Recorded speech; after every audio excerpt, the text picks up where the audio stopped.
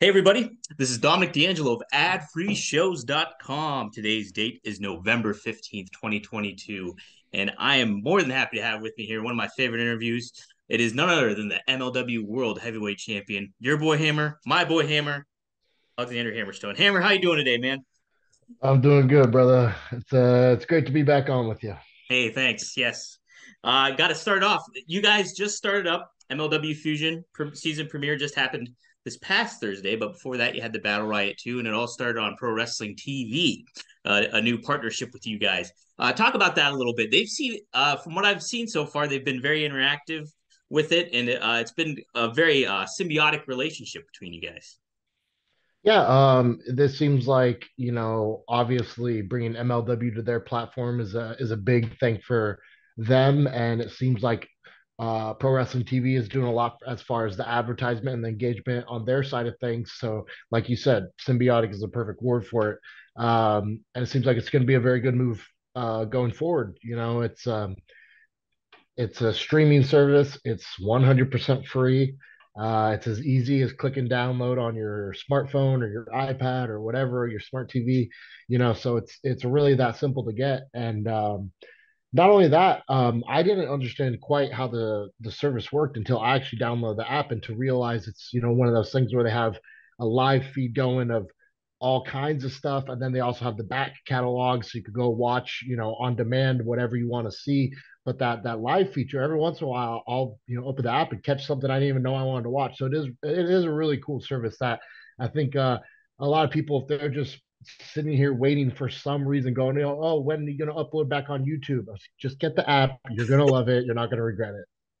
No, dude, like seriously, I downloaded it too. I think it was during the battle riot. I was downloading it because I was doing the social media work. And like it was instant, like you said, it's instantaneous. The look and everything is sleek, and it's like you have not only MLW, but you got like Women's Wrestling Army, and then I think there's AAA on there too. I know there's another one on there or something. There's a ton of stuff, There's a man. ton of It's stuff on there. Yeah, if you're a wrestling fan who likes, discovering some new stuff, I guarantee there's going to be some hidden gems in there you don't even know about. 100%. So, okay. So, what I also wanted to ask you about starting off too is just the fact of MLW and, well, yeah, just the fact of MLW coming back. Like, you guys, so you had Fightland tapings this couple of weeks ago now, and then Kings of Coliseum earlier, and now your guys are coming back to Philly. Talk about MLW and its association with Philadelphia because it's been such a neat atmosphere there, an historic atmosphere, and I think uh, the brand of MLW is kind of really establishing itself as almost like a new kind of home and an unofficial home in Philadelphia. Yeah, it's definitely become one of the markets that we seem to be hitting a lot. Over the years, we are a traveling brand. We go from location to location, but Philly does seem to be one of the hot spots that we keep returning to. The Philly fans are, they have their own energy, they have their own dynamic, and it adds a unique element to the shows. I'm glad it's one of the spots that we're frequenting. Right. And I think too, like just that extreme identity you guys have, like guys like Little Guido coming in and Blue Meanie always shows up once in a while, but it's you guys kind of keep true to that element of it all too, and you don't like shy away from certain aspects of like the extreme lifestyle and that Philly kind of vibe to things. It's been a cool time to Yeah, see that. it's nice. You gotta give the fans a little bit of what they want when you're in Philly. Right, right. Well, okay, so yeah, like I said, you guys start off with Battle Riot, and the man you took the title from ended up winning the battle, right? And Jacob Fatu. He's how do you think his career has gone so far in MLW, ranging away from being what he was as the world champion? He's kind of been his own solo act for a little bit, but also has been with the Samoan SWAT team. How do you kind of assess his kind of development and growth alongside you, who's grown a lot over the course of time in Major League Wrestling as well? Um, so the thing with Jacob is he's very gifted. He's incredible. He's one of the guys who you start watching a match, you can't look away.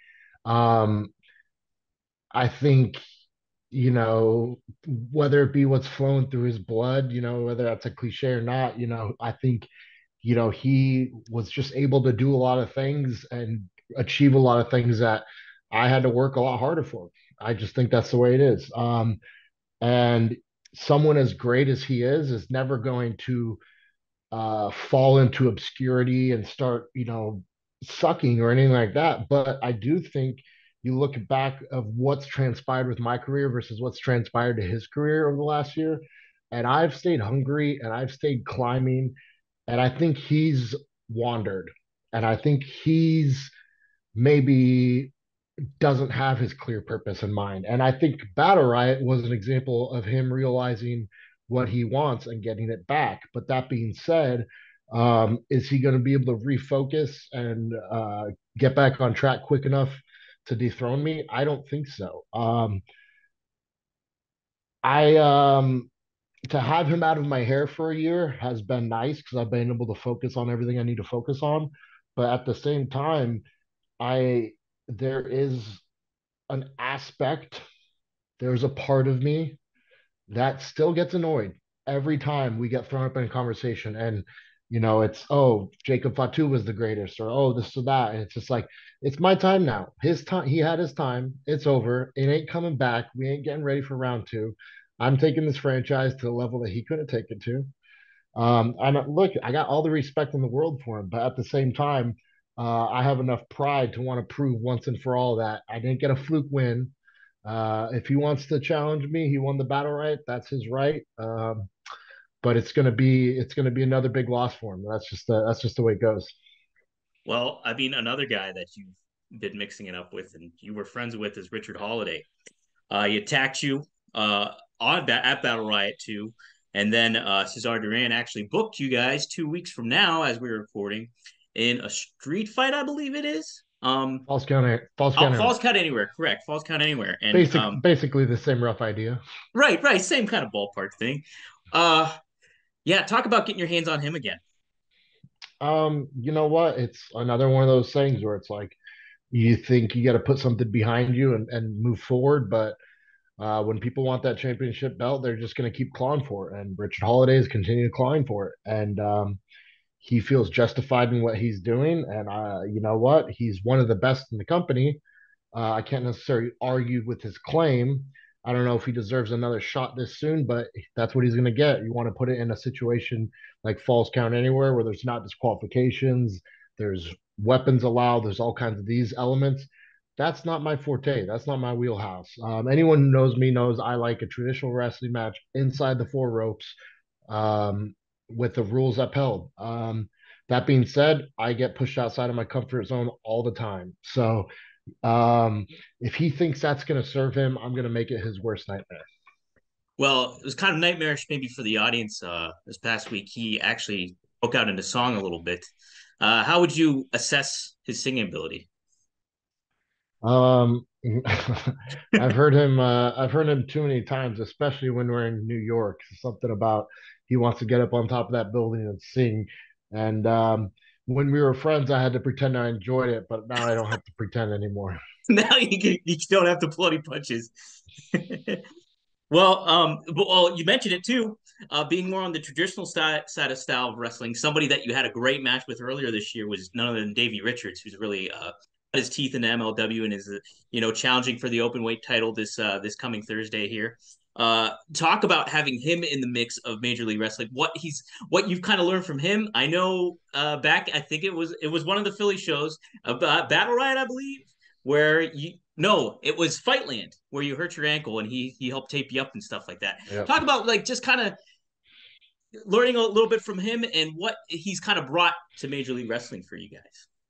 Well, he's just, he's one of those veterans that just brings a caliber, and like besides just being in the ring with him, like he just brings an element to the locker room that has everybody has to raise up a level. Everybody has a new standard to look to. And he really takes on that leadership role and helps a lot of guys out in more ways than you could expect. Like you alluded to, sometimes he's ended up serving as my personal EMT on Right. more than one occasion. I see it. Yeah. Um, but I've said it in many interviews. I've told him myself, and I think he's probably my favorite wrestler. I think he's probably the best wrestler in the world. As far as guys I've wrestled, there's nobody that brings the intensity, that brings just like so many dynamics to a match. There's great high flyers, there's great technicians, there's great strikers, but he just brings a little bit of everything so perfectly. And the one thing you'll never get, or you'll never miss from Davey Richards is intensity. And when you're sitting in the back lacing up your boots and you're watching him go before you, it brings something more out of you, and you tend to go out there, and the guys are going out there, and he has helped raise the bar in the locker room in a way that I don't think he even realizes. No, I think, and just his track record from his past and what he's brought to it, and then like just him having that kind of seasoned vet identity too, I think really helps establish more of, not only the MLW brand, but just wrestling in general. I think it really speaks to like he's like a keystone that you can really rely on. I think as a fan or like a fellow wrestler too. Um, I wanted to get your thoughts too. Just in fact, like another guy that you were going to mix it up with here soon enough too is EJ Naduka. Talk about his growth in MLW because he really got his big start last year at Battle Riot 2, eliminating, I believe it was like 11 men in there or something. How do you feel his growth has been? And you guys have kind of had like a little bit of a friendship, but also like a rivalry in a lot of ways. Like it's soon to cross kind of paths kind of deal. Yeah, EJ is a guy who has started making it clear that he thinks he wants to get in line for the MLW World Championship. And I say, with all due respect, according to what? What have you proven? What have you proven? You've proven yourself in the tag team division, and then you've beat up a couple midgets. But show me EJ and Duca in deep waters, because it hasn't happened. He didn't The man hasn't been pushed to the limits. The man hasn't been tested in 20, 25-minute main event level matches against the top guys. He's he's shot what's the term? He's shot fish in a barrel, Oh, and now yep. he think now he thinks he's a marksman. But I'm telling you this: you shoot fish in a barrel and you gun for the world championship. Those are two different sports, my friend. So, EJ has, he's gifted, he's blessed in a lot of ways. Genetically, he's a phenom. Guy has all the potential in the world. I'd hate to see him um, slow down his momentum by taking a big loss to your boy Hammer. So I think the best route for EJ is to continue, sharpening his blades, because right now I don't think he realizes where the holes are in his game because no one has exposed them to him. But there's something that I'm very good at, and that's exposing those. So EJ, for as good as he has been in MLW and as good as he can become if he so chooses, I don't think he realized what he's asking for when he challenged me for a world championship. Well, I think it's going to be when you guys end up clashing. I think it's going to be a pretty darn good kind of styles because styles make fights, and that's what one of the mottos of MLW and stuff like that. And I think you guys are going to bring it for sure.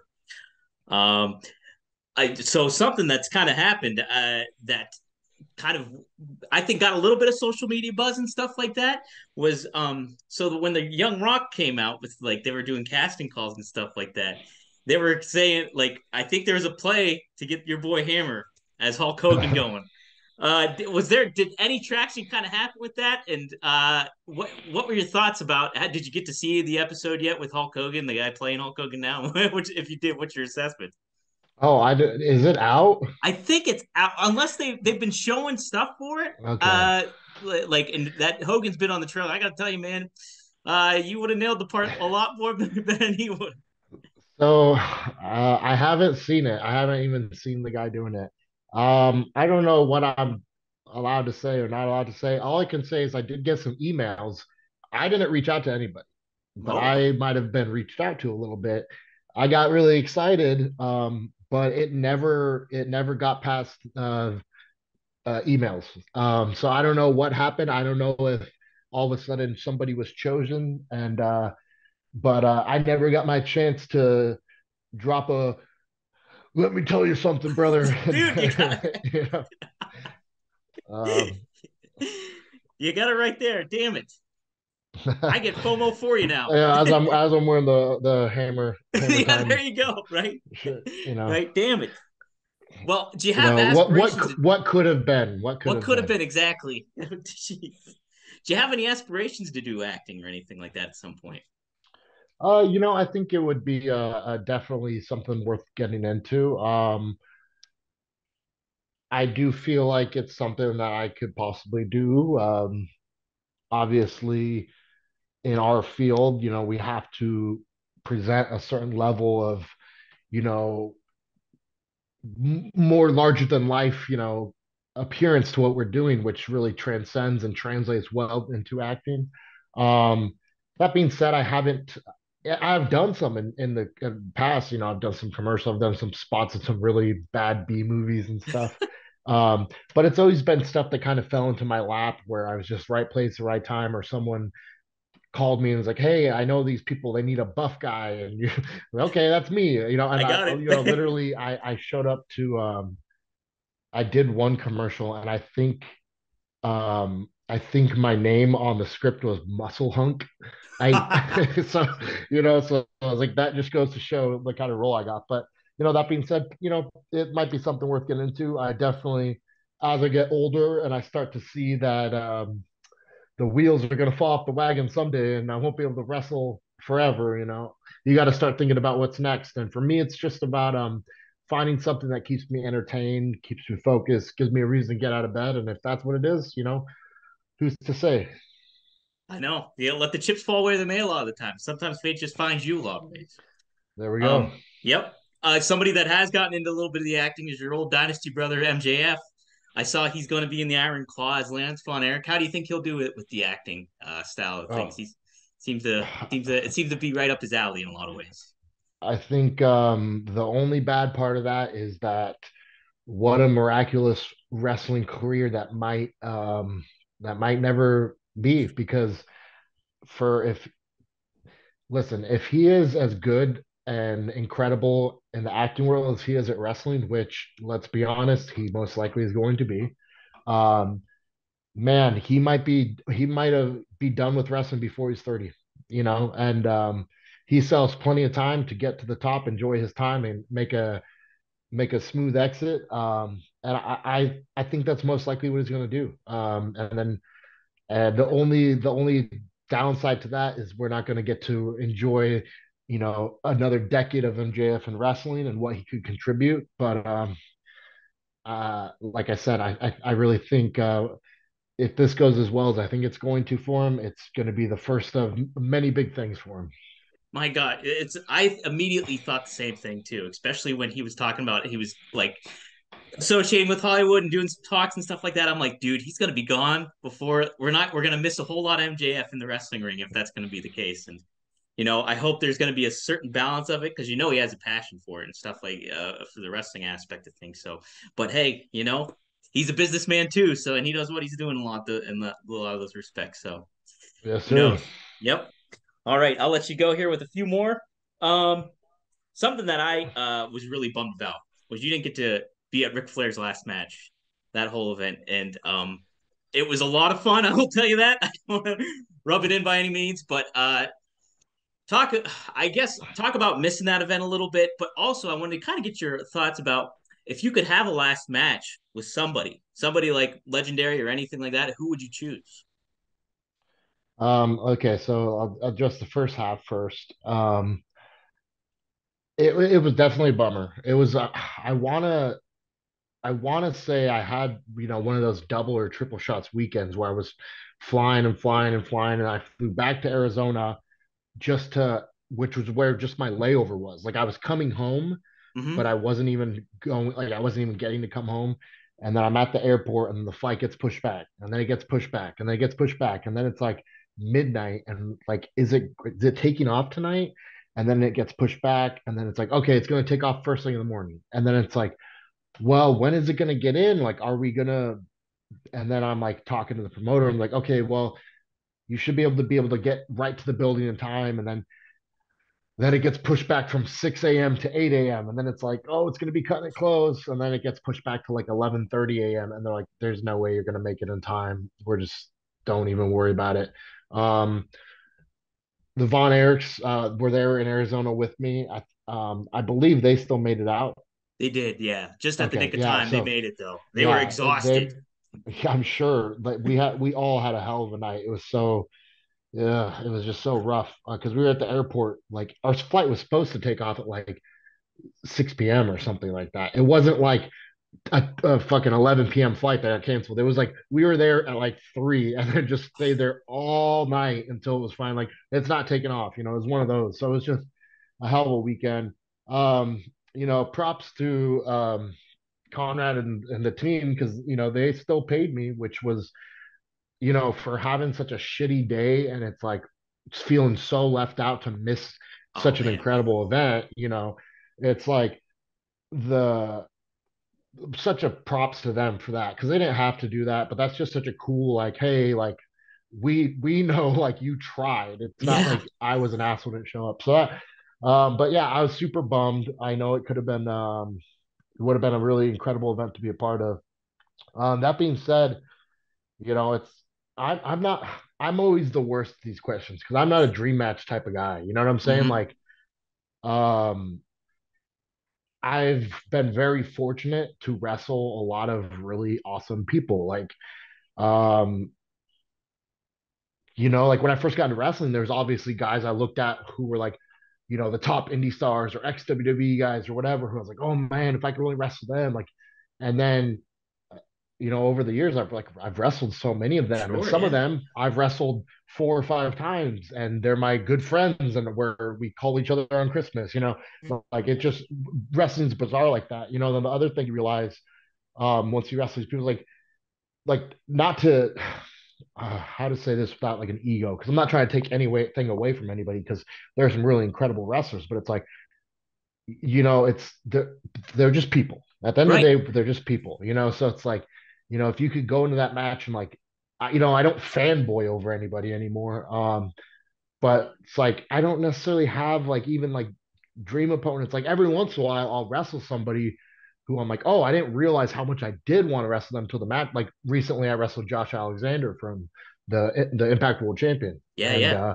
he's the guy who I knew I wanted to wrestle, but like if you asked me that question, I couldn't even think about it until like someone was like, "Oh, we're booking this match." I'm like, "Oh, that's Hey, really that would cool. be I'm good. I'm really looking forward to that. And it was really good. It did live up to all my expectations. I really enjoyed it, and it was really incredible. But like, if you would have asked me before the match happened, who do you want to wrestle? I'm like, I don't know. That's just kind of the way my brain works. Yeah, yeah. No, that makes a lot of sense too, and I think it's a good mentality to have too, where it's just like, hey, they're people, and you don't fanboy over them. It's just a matter because like you just know you're at that level, and they're a colleague at this point now. They're not Yeah. like somebody that you. I mean, you might look up to in certain ways, but not in the way of like, oh my god, I can't believe I'm wrestling this person. You know? Yeah. And the flip side of that is like, it's bizarre to me to be at a point in wrestling where sometimes when I wrestle younger guys, they're intimidated about wrestling me. And I always just try to go out of my way to make people feel so comfortable and like, listen, this is gonna be the easiest match of your life. I'm telling you, like, don't even sweat it, because I do remember like my first time, like I think in like 2013 or when I was like couple years in the business or like a year in the business. I mean, I wrestled like Shelton Benjamin and I was so nervous. I didn't know what I was doing. I was like, we're in the back and I'm like, so what do you want to do? He's like, yeah, we'll just figure it out. Listen to me out there. I'm like, I don't know what that means. Help you me. know, like, please tell me what to do. What do you want me to do? Just tell me. So I always like try to make sure guys have like if someone for some reason is a fan of me and they're intimidated and like think it's a big deal to be wrestling me, I want them to walk away from it being like, that was so awesome. Not, oh my God, I was so nervous and mortified. You know what I'm saying? Right. Because like you guys not you want to help the person, but like you both benefit from having a good match too, and it's just there's like just a lot of good dynamic and plus goodwill. You produce goodwill amongst your like colleagues and Yeah. stuff like that, and that's a You key never you aspect. never know who when you're on your way down, you never know who you're gonna see that was on their way up. Right, right, totally that. Well, something that you out of now it's I think it's just down to two people in wrestling that I know off the top of my head that have protected their finish. It's you and it's Kenny Omega. It was Baron Corbin for a long time, but he dropped it to Drew McIntyre at WrestleMania. Talk about the importance of the Nightmare Pendulum.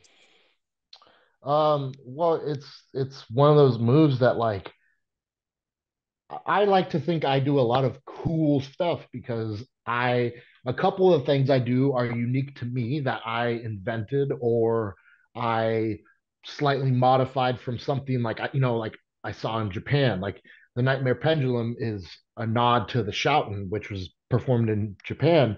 Um, but I saw him come down to his knee, and I was like, that looks cool, but I'm wondering what it looks like if I sit out, and then eventually I started doing it that way. And so it's like these things that I pick, like I try to be like semi-original with some of my stuff or completely original with some of my stuff. And then the rest of it's just like what I think is awesome. I'm always so blown away when we get guys who are like in the wrestling school and someone's like, yeah, what kind of stuff do you want to do? And they're like, oh, I don't know. I'm like, I was thinking about this for years before I went to wrestling school, Right. or, so I do a lot of stuff that I think is visually impressive. That's, oohs and ahs. But the Nightmare Pendulum, when I first started doing that, was like the one thing that people like, oh my God, like that's devastating. And like when I first did it, I didn't even use it as my finish. Like it was not, I was just going to be a move I did. And then I got to the back of the promoters like, dude, that move you hit before the double down, like that's the coolest shit. That needs to be your finish, And yeah, as far as protected finishers, I feel like the modern day wrestlers are just so eager to get a holy shit or this is awesome or an oh my god moment. And guess what? You're like every time someone kicks out your finisher, it's a little bit of an oh my god moment. But guess what? Well, how big of an oh my god moment is it if it's on a pay-per-view and it hasn't happened in the last 6 years? Right. You know what I'm saying? It's just one of those things where um it's delayed gratification, but also it's like a thing of like, you know, um I have this fucking badass move. I know it's badass. It's you're not nobody's kicking out of my finish. It's and I know by the sound people make when they hit the mat from it. It's like, man, you couldn't if you wanted to. Like the Yeah. and they're just like, so it is what it is. It's the best of both worlds right there. You're blurring the lines. All right. So I'll let you go with this one. Blown Away Luna. How do you feel like it's just I think it's a great way to kind of creatively express yourself in a different manner than pro wrestling. Has that been beneficial to you kind of just getting that out and like the I noticed too on Afterburn how it very much sounds like a Bouncing Souls replacements kind of vibe. Talk about just getting that out in another creative fashion, like kind of like flexing your creative muscle, so to speak, a little in a different way. Yeah, man. So the music um so the goal was always to kind of to actually form a band, and I Mm-hmm. thought recording the music, releasing it would be a lot easier to be like, hey, who wants to here's the music, learn it. And I'm finally at a stage where I'm doing that. I have a singer I've been working with for the last maybe 2 months or so, Oh and yeah. we just played as a full band for the first time on Sunday. And things are going really well. It might be something I start doing live here pretty soon. But like you said, as far as how is that beneficial? And for me, it's just about having an outlet besides wrestling because um, as important as I think it is for people in their early years to kind of be obsessed with this and be like almost neurotic, it's like I eat, sleep, breathe this. That's all I think about, and I would watch Monday Night Raw and SmackDown and Impact, and I'd go on YouTube and watch the big matches that were people were buzzing about, on the Indies or in Japan or and I was just constantly doing it. I was constantly training. It's all I thought about. Um, and sometimes you get burnt out, but not only that, sometimes you get to a point where I don't remember how many times I would have a bad match or what I perceived to be a match that went a way that I did not envision it going Yeah. and it would ruin my week. It would that would happen on Sunday, and until I wrestled again the next Friday, I was pissed off. It's all I thought about. I obsessed over it. I'd get through the back. I don't remember how many times I threw tantrums where I chucked the title belt at the ground and immediately stormed out of the building, and I was just like, why? Like because like it was all my life was wrestling. Just so now to be able to put some eggs in other baskets and put some of my mental attention into something else. it's very healthy for me as an individual to have wrestling, to love it, to be obsessed with it, to give it my everything, but then to come home and go, wrestling, switch off. And I will turn it back on when I need to. If I'm going to go, tomorrow evening is the one night a week that I help train down at our wrestling school. Mm-hmm. Turn my wrestling switch back on. And then when I get back home, turn it the fuck off. Because for me, um, I had so many years where I was obsessive, where I was perhaps a borderline too obsessive about wrestling. Um, so that now having a balance is what's most important for me to continue doing it at a high level. 100%, because I know it's almost like a good something to look forward to out of it. Like, because if you're passionate about something, you kind of almost in an indirect way. I know for myself, it's like I almost dread doing something to an effect where it's just like, oh man, I got to do this. I want this to go the right way, everything like that. But then you just, if you think about it in the head, well, you know what? I get to riff on the guitar when I'm done a little bit, and that all kind Yeah. of balances things out. It's kind of a nice vibe to Well, have. it's like to your if I sometimes if I'm not in the mood, if I sit down and I have to write a song right now, Yeah. it might not happen. Right. It's just like you gotta let things kind of happen as they happen. You learn to enjoy it, learn to not force it. And right now I'm at a stage in my life where I don't have to force wrestling. I could just let it come and go as I please. And I think I'm the best I've ever been. I feel very mentally fresh every time I get in a ring. I come up with the best ideas. I'm not getting burnout. It's I think for me, I found what's my mixing pot that works. Yes. It's a good balance of life. That's all you can search for.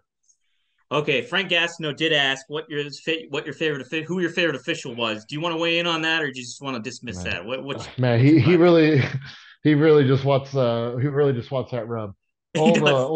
Old Frankie knows I love him, man. There's very you learn when you first get into wrestling, you do not understand the impact a good ref can have, as far as matches go. Um, but like I tell Frank this, and I think again, this is like a Davey Richards situation where I tell Davey he's the best wrestler in the world, and he's like, "Oh yeah, thanks, kid. I'm sure you've told that to a couple of people." There's like three people who changed the way I wrestle, and they were Davey Richards, it was Frank, and it was Court, because Court obviously put a lot of time and effort into talking to me, and after a match, he'd say, here's where you shined, here's where you failed, here's where you could have done something and you let it go early, and then Frank is right in there during the match with me. And it's like, there's some nights where we're having a conversation in there, and we're just very on cue, and he's an incredible referee. He's very good at his job. I feel very calm knowing he's in there, knowing shit's not going to go wrong, knowing he's going to be where he needs to be, where I need him. No matter how complicated the match gets, you're talking about me and Richard Holliday doing a Falls Count Anywhere match. That's going to get wild. That's going to get crazy. I'm sure I could count on Frankie to be where I needed to be when I need to be there. And it's just one less thing to worry about. There's nothing worse than being in a high profile position, such as I am with MLW, to the top of the card, main event, marquee match, and everything's going fine, and your ref is what lets you down. It's like the last thing you expect, but it's crucial. So to have someone there that you could always count on, lifesaver. Yep, everybody benefits, man. So cool. All right. Anything else that you want to plug that you got going on, or that you want to make known? I guess the just the recap is get the Pro Wrestling TV app, continue to watch MLW, support your boy Hammer, follow me on Instagram and Twitter at Alex Hammerstone. Always try to be as interactive as I can with you guys, and yeah, until next time, I guess I'll keep clanging and banging, and I'll see you guys when I see Hell yeah, hammer on, hammer. All right, guys. Thanks. you.